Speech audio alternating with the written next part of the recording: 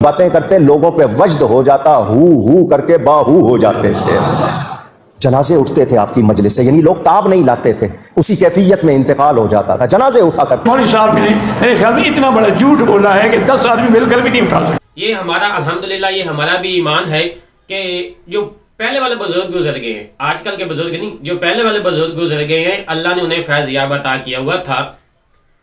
نیک محفلوں میں جائیں گے تو آپ کی صحبت بھی نیک ہو جائے گی، آپ بھی نیک ہونے شروع ہو جائیں گے۔ اگر آپ بری محفلوں میں جائیں گے تو آپ بھی اسی طرح آپ کے اندر بھی وہی تبدیلیاں آنی شروع ہو جائیں گی۔ یہ ہم نے آج تک تو سنت تھا کہ نیک بزرگوں کے پاس جائیں گے تو آپ کی اندر ایمان کی طاقت مزید پیدا ہوگی، آپ نیک بننے کی کوشش کرنے لگ جائیں گے، آپ برائی سے ہٹ کے اچھائی کی طرف جانا شروع ہو جائیں گے۔ یہ پہلی مرتبہ سن رہے ہیں کہ بزرگ ایسا وجد کرتے کہ ان کے محفلوں میں سے جنازے نکلتے تھے۔ بزرگ دین پھیلانے کے لیے آئے تھے، لوگوں کی خدمت کرنے کے لیے تھے، نہ کہ جنازے اٹھانے کے لیے۔ کسی کا بھائی اگر فوت ہو جاتا تو وہ بزرگ کو لتا لے کے شدن ہو جاتا۔ آپ بزرگوں کے نام کی اتنی توہین کر رہی ہیں صرف اپنے واہ کے چکر میں، ان نیک بزرگوں کی جھوٹی کرامت بتا کے لوگوں کو گمراہ کرنے کی کوشش کر رہی ہیں۔ خدا را ان سے بچیں۔ یہ باتیں بتائی نہیں جاتی، نظر لگ جاتی ہے۔ 3 سال میں نے کچھ نہیں کھایا پیا۔ 3 سال کے بعد خضر علیہ السلام 2 روغنی روٹیاں، جس کو آپ پراٹھا کہتے ہیں یا شیرمال کہتے ہیں، 2 روغنی روٹیاں اور دودھ کا پیالہ لے کر آئے اور مجھے کہا کہ کھاؤ۔ تو غوث پاک فرماتے ہیں میں نے کہہ دیا کہ یہ کھانا پینا چھوڑ دیا ہے۔ تو خضر علیہ السلام نے کہا مجھے اللہ ہی نے بھیجا ہے۔ تو غوث پاک نے فرمایا اگر رب نے بھیجا تو وہ کہے گا تو کھاؤں گا۔ غیب سے آواز آتی تھی اے عبد القادر تجھے میرے حق کی قسم کھا، تجھے میرے حق کی قسم۔ کتنے لکھے ہیں؟ لو جی کر لو گل۔ 5 سال بھوکے رہے، کوئی کرن والی گل ہے؟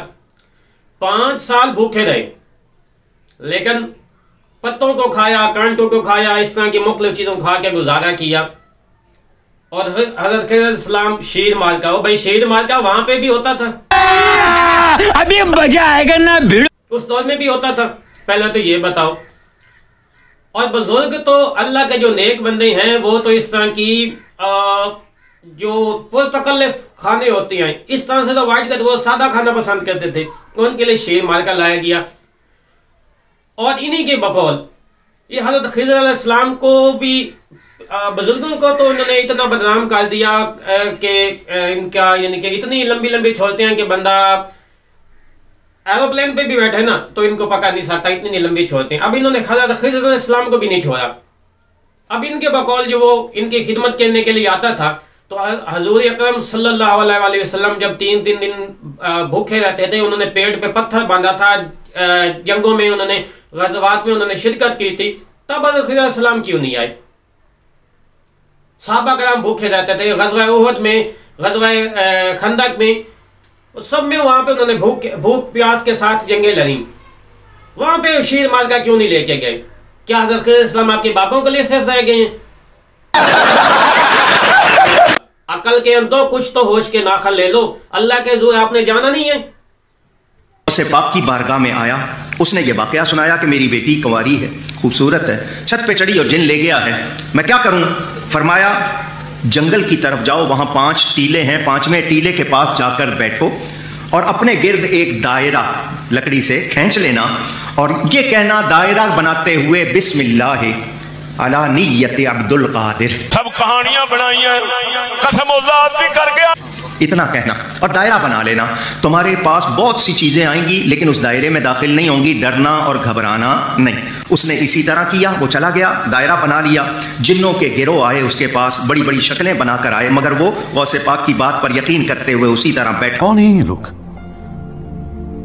کہاں سے آتے ہیں؟ آ رہا، فرمایا بادشاہ آئے گا جنوں کا تمہارے پاس۔ رات کو آتے رہے دوسرے، صبح جنوں کا بادشاہ آیا اس کے پاس ایک لشکر کے ساتھ، اور وہ دائرے میں داخل نہیں ہوا، اس کے پاس آ کے پوچھا کیسے بیٹھے ہو؟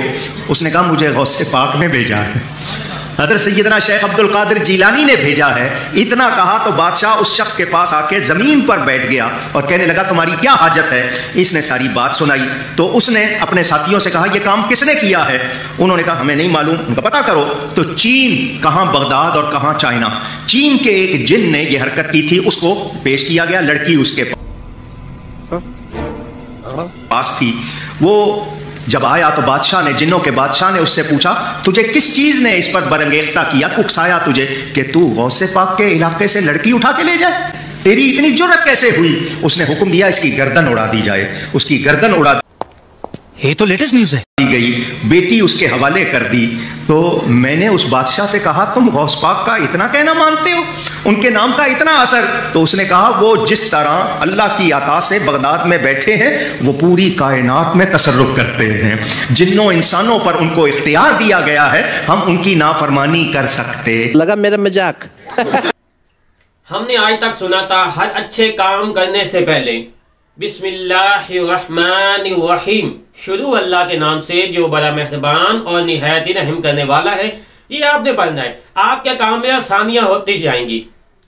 और इनको बेतुके पीरों को देख लें, अवाम को गुमराही की तरफ लेके जा रहे हैं। इन्होंने बिस्मिल्लाह की नीयत भी चेंज कर दी, उसका मतलब भी चेंज कर दिया। अल्लाह से हट के हज़रत गौस आज़म रज़ियल्लाहु ताला अन्हु के नाम से मंसूब कर दिया कि हज़रत गौस आज़म रज़ियल्लाहु ताला अन्हु जब जिंदा हयात थे तो इस तरह के कुफ्रिया कलमात अदा करते थे? यकीनन नहीं करते थे, क्योंकि वो अल्लाह के बरगुज़ीदा बंदों में से थे, अल्लाह के नेक बंदों में से थे, जो अल्लाह के अहकामात वसल्लम की बताई हुई तालीमात पे अमल करते थे। उनके मरने के बाद आपने उनका नाम बदनाम करना शुरू कर दिया।